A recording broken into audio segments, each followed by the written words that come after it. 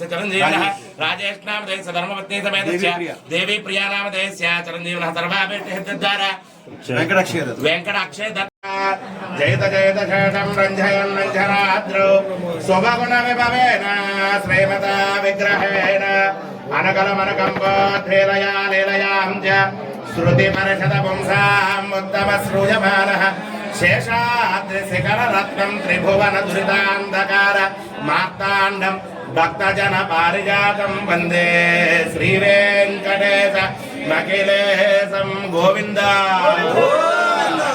रमण गोविंद रमण गोविंद रमण गोविंद रक्षक गोविंद मंगलवाड़ वेंकटरमण गोविंद భక్తులందరికీ నమస్కారం. నమో వెంకటేశ, నమో నరసింహ. మీ అందరి దయ వల్ల ఈ తాడేపూడి పట్టణమే కాకుండా ఈ రాష్ట్రం అంతా బాగుండాలి, అందరికీ మంచి జరగాలి, అందరికీ మంచి చేయాలనే ఆలోచనతో మనం పనిచేస్తూ ఉన్నాం. మీరు ఇచ్చిన ఓట్లతో గెలిచి నిరంతరం మీకోసం ఆ భగవంతుడి యొక్క అనుగ్రహంతో మనం పనిచేస్తూ ఉన్నాం. ఇవాళ హిందూ ధర్మం ఎక్కడికి వెళ్తుంది అనేది ఆలోచిస్తే 2040 నాటికి భారతదేశంలో 2వ స్థానానికి చేరుకున్నాం అనే విషయాన్ని చాలా బాధాకరం. భారతదేశం పేరే హిందూ దేశం. అలాంటి హిందూ దేశంలో హిందూ ధర్మాన్ని మనం కాపాడుకోవాల్సిన బాధ్యత ప్రతి పౌరుడికి, బాధ్యతగా ప్రతి భారతీయుడికి ఉందని నేను భావిస్తూ ఉన్నాను. మీరు చూస్తారు, చాలామంది హిందువులు సాక్ష్యం చెప్పరు. నేను ఆ దేవుడి దైవం ఇలా ఉన్నాను అని చెప్పుకోవడానికి మనకు నామోషి. అంతా నా తెలివితేటలతో మనమే సంపాదించామని చెప్పుకునే మనస్తత్వం హిందువులది. కానీ క్రైస్తవుల్లో కానీ ఇతర కులాల్లో కానీ చెప్పరు, ఇతర మతాల్లో కానీ. మీరు గమనించే ఉంటారు, మీరు కొంత డబ్బు ఇస్తే మీకు 10 ఇంతలు డబ్బు వస్తుందని చెప్పి పరిస్థితి ఈ భారతదేశంలో చూడటం చాలా దురదృష్టకరం. నేను చెప్తా ఉన్నా, నేను ఒక సామాన్యుడిని.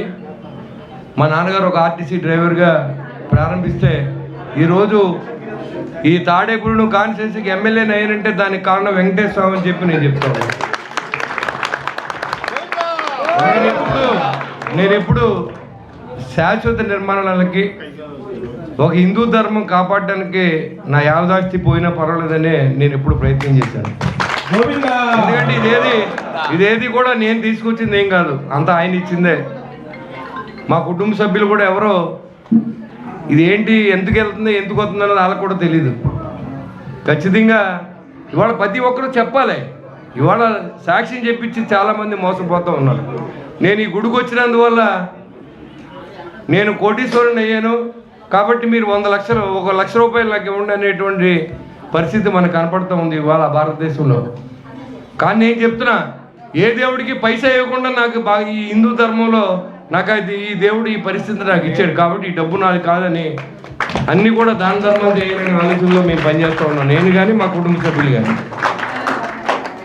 మా పిల్లలకి ఏముంటుందని మా నాన్న అనుకోలేదు. మా పిల్లలకి ఏముంటుందో తెలియదు. ఆయన జీవితం ఆయన తెలిపోయింది. మా పిల్లలకి ఏముంటుందో నాకు కూడా తెలియదు. మా పిల్లలు ఏం కష్టపడితే అదే ఉంటుంది. కర్మ సిద్ధాంతాన్ని నమ్మి నేను పనిచేస్తూ ఉన్నా. 100 తప్పులు చేసి గుడికెళ్ళి అత్తమానం దండం పెట్టుకోవాల్సిన అవసరం కూడా ఏం లేదు. మనం తప్పే చేయకుండా 10 మంది సాయం చేసుకుంటూ వెళ్తే భగవంతుడే మనలో ఉంటాడు.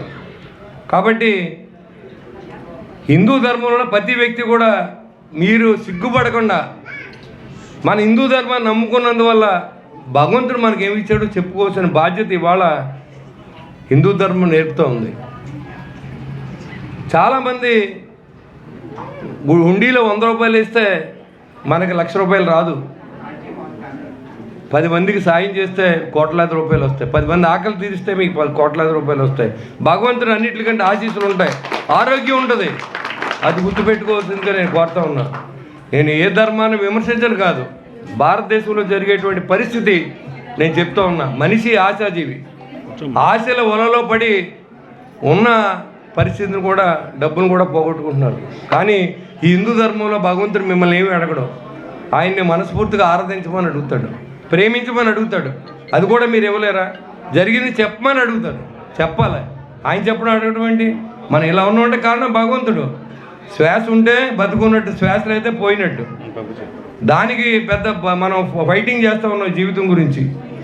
మనకి ఏదైతే భగవంతుడు మనకి ఇచ్చాడో దాన్ని 10 మందికి సహాయం చేసుకుంటూ వెళ్తే అదే మీరు భగవంతుడు చేసే సేవ, మానవ సేవే మాధవ సేవ. దాంట్లో భాగంగా ఇవాళ ఇది కూడా హిందూ ధర్మాన్ని కాపాడుకోవాల్సిన బాధ్యత వచ్చింది కాబట్టి నేను నా మనసులో మాట నేను చెప్పదలుచుకున్నా. నేను ఎప్పుడు చెప్పలే, ఎందుకంటే చెప్తే ఏమైనా అనుకుంటారేమో, క్రైస్తవులు ఏమైనా అనుకుంటారేమో, లేకపోతే మహమ్మదీయులు ఏమైనా అనుకుంటారేమో అని. కానీ అన్ని ధర్మాలు ఒకటే. క్రైస్తవ ధర్మం వేరేం కాదు. బైబిల్ ఏం చెప్తుందో భగవద్గీత అదే చెప్పుద్ది, ఖురాన్ అదే చెప్పుద్ది. ఎక్కడా కూడా దీంట్లో ఏమి ఎదరోళ్ళు ఇబ్బంది పెట్టండి, ఎదరోళ్ళు మోసం చేసి బతకండి అని ఎక్కడా చెప్పదు. ఖురాన్ కూడా చెప్పదు, భగవద్గీత చెప్పదు, బైబిల్ కూడా చెప్పదు. కానీ బైబిల్ని ఎవరైనా ఆచరిస్తున్నారా? భగవద్గీతను ఎవరైనా ఆచరిస్తున్నారా? ఆచరిస్తేనే మానవత్వం. కాబట్టి అందరూ కూడా దయించి నేర్చుకోండి. ఇవాళ దానం చేయాలి అనే గుణం మనకు ఉండాలి తప్ప భగవంతుడికి ఇస్తే ఇచ్చినట్టు కాదు. కానీ ఒక శాశ్వత నిర్మాణం ఇక్కడ కడుతున్నప్పుడు మనందరి సహకారం ఉండాలి. అదే ఒక చర్చి కడితే కోట్లాది రూపాయలు, వాళ్ళు ఎలా డబ్బు వస్తుందంటే ప్రజల సహకారం. అదేవిధంగా హిందూ ధర్మంలో కూడా మీరు అందరూ ముందుకు రండి. ఈ గుడి కట్టినప్పుడు చాలా తపన పడ్డాను నేను. చాలామంది నేను కూడా అడిగాను సభ్యులతో పాటు. మేము ఒకసారి ఇచ్చి, రెండోసారి ఇచ్చి, మళ్ళీ మా బామద్దులు కాకేసి, వాళ్ళని కాకేసి అలా ఇవ్వాల్సిన పరిస్థితి వచ్చింది. ఈ గుడి అసలు పూర్తి అవుద్దా అన్న దశ నుంచి ఆ మహానుభావుడు దయ వల్ల ఈ గుడి ఈ యొక్క ఆంధ్ర రాష్ట్రంలో గుర్తింపు పొందే విధంగా ఈ తీసుకెళ్తున్నటువంటి కమిటీ సభ్యుల్ని, ఇక్కడ ఉన్నటువంటి ప్రజలందరూ కూడా నేను పేరు పేరున కూడా హృదయపూర్వక నమస్కారం తెలియజేస్తూ ఉన్నా. ఎందుకంటే ఇప్పుడు దయించి అందరూ కూడా మీ యొక్క మనం ఏ స్టేజ్లో మన మూలాలు ఎక్కడ స్టార్ట్ అయింది, మా నాన్నగారు ఎలా బతికారు, మా కుటుంబం ఎలా బతికింది, ఈరోజు నేను ఎలా ఉన్నాను, దానికి కారణం నేను కాదు, భగవంతుడు. చాలామంది అందరూ స్టార్ట్ చేస్తారు ఒకేసారి లైఫ్. అందరూ మంత్రులు ఎవరు, ఎమ్మెల్యేలు ఎవరు, లేకపోతే అందరూ కోటీశ్వర్లు ఎవరు, అందరూ నిరుపేదలు కూడా ఎవరు. కాబట్టి మనం కర్మఫలాలని మనం ఎప్పుడు ఎంచుకుంటూ ఉండాలి. ఈ కర్మ చేస్తున్నాం, ఈ ఫలితం మనం అనుభవించాలి. ఈ అబద్ధం ఆడుతున్నాం, పనిష్మెంట్ మనకు వస్తుంది. వీళ్ళ మోసం చేసాం, ఈ పనిష్మెంట్ మనకు వస్తుంది. ఇదివరకు ఎప్పుడో అయితే కర్మఫలం అనేది ఎక్కడో పైన యమలోకంలో ఉండేదంట. అక్కడ ఏదో నూళ్ళు ఏపీవారంట, లేకపోతే మేకులు కొట్టేవారంట. అదేం కాదు, ఇప్పుడు ఇక్కడే కొట్టేస్తారు. మీరు ఎక్కడ మోసం చేస్తే ఇక్కడే కొట్టేస్తారు. మీ అందరికీ చెప్తున్నా, అది నేను చెప్తున్నా, ఖచ్చితంగా జరుగుతుంది. అది ఎవరైతే భగవంతుని ఆరాధించి ధర్మం వైపు నడుస్తారో ఖచ్చితంగా వాళ్ళందరూ బాగుండే విధంగా భగవంతుడే మనం చూసుకుంటాడు. మనం గొప్పోళ్ళు ఏం కాదు. మన శరీరంలో అవయవాలు మన మాటను. తలకాయ నొప్పి ట్యాబ్లెట్ వేయకపోతే తగ్గిపోతా నీ మాట మళ్ళీ అందరూ వినాలనుకుంటాను. ఎందుకంటారు మన మాట, ఎందుకంటారు?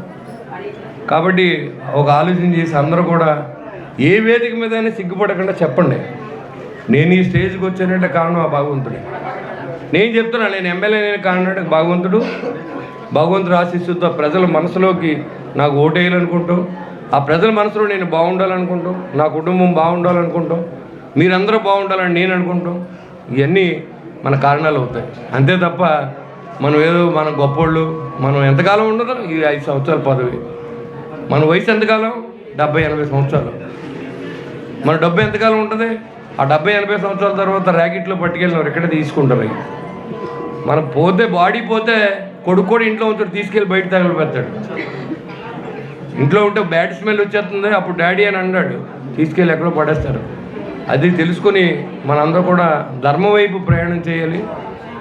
ధార్మికమైనటువంటి మనం కూడా హిందూ ధర్మాన్ని ప్రచారం చేసుకోవాల్సిన అవసరం ప్రతి హిందూ బాధ్యతగా స్వీకరించండి.